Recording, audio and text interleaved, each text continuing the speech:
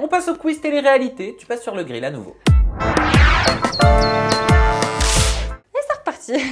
C'est quoi le programme que tu as préféré tourner?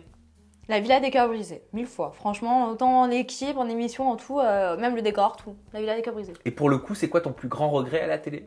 Les Anges de la télé-réalité, gros regret, oui et non, parce que d'un côté, c'est ce qui m'a permis de me faire connaître et j'ai été moi-même. Mais de l'autre, c'est vrai que ça a été psychologiquement pas facile. Pourquoi d'après toi, est-ce que la télé-réalité elle est si mal vue dans notre société? De par les choix des producteurs, de toujours mettre des filles vulgaires, des garçons vulgaires. Je trouve que c'est hyper dégradant parce que dans la vraie vie de tous les jours, quand on rencontre des jeunes, parce qu'on est censé quand même représenter des jeunes de notre génération, moi personnellement, je suis une jeune de ma génération, je suis quand même 99 donc je suis en plein dedans. Et honnêtement, je vois pas de filles habillées avec des gros seins comme ça, un cul comme ça, une bouche comme ça, des vêtements là-bas et des mecs qui veulent coucher partout. Non, je trouve quand même qu'on est quand même un peu plus développé. C'est dommage qu'on ne voit pas toute la diversité qu'on est au final. Est-ce que tu as déjà fait une fausse histoire d'amour pour la télé? Bah non, jamais. Bah, jamais. Justement, j'ai jamais voulu faire ça, moi, au moins.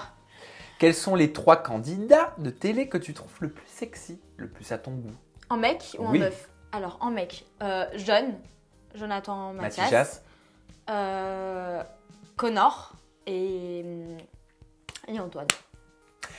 Quel est le ou la candidate télé qui devrait prendre sa retraite selon toi?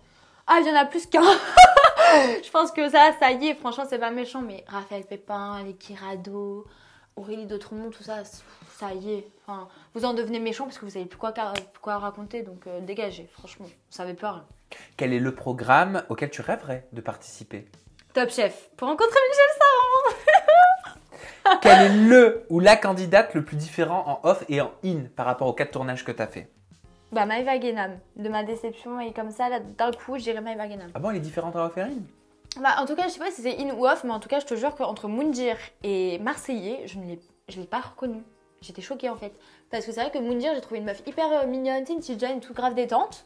Franchement, elle était super marrante. Et au final, tu sais, à un moment donné, je me rappelle un jour, on faisait la queue et tout, il s'embrouillait avec Greg, parce qu'il s'embrouillait tout le temps. Et Greg, il a pas pensé comme ça. Ouais, de toute façon, Maëva, elle arrête pas de dire qu'elle veut devenir la nouvelle Jessica Thivenin. Et au final, quand je te jure que ça m'est resté dans le coin de la tête cette phrase-là, parce que le jour où je suis rentrée dans les Marseillais, j'ai pas compris. Elle est devenue hypocrite, elle a mal parlé sur moi en off, alors qu'en in, elle venait me parler normal.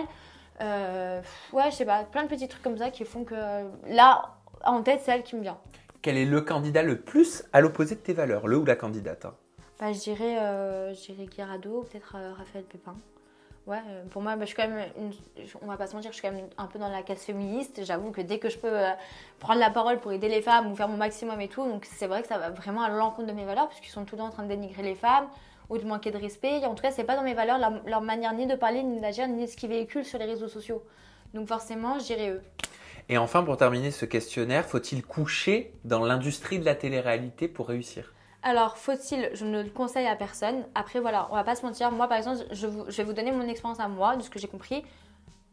Par exemple, on va se mettre 2 cas de figure. Moi, par exemple, qui a commencé la télé, j'ai jamais eu de mec dans la télé. Je me suis jamais affichée sur les réseaux sociaux avec un mec de télé. Ça a été plus compliqué pour moi. Même si aujourd'hui, voilà, j'ai plus de 700 000 followers.